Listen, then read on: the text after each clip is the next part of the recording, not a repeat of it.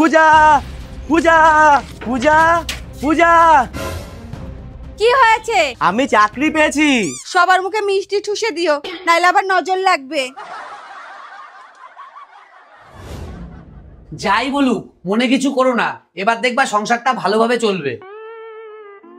বাবু বাবু, এই নাও তোমার জন্য আইসক্রিম এনেছি। না বাবা, একটু ফেলে দিয়ে খাই, নাইলে আবার পেট খারাপ করবে।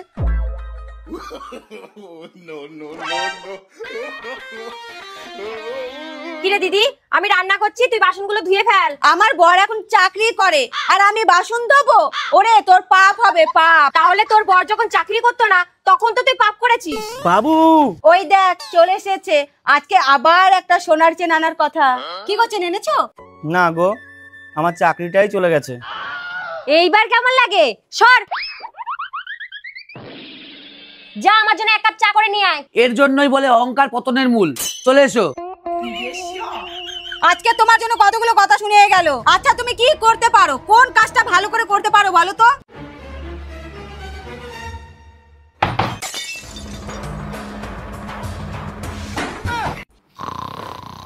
কি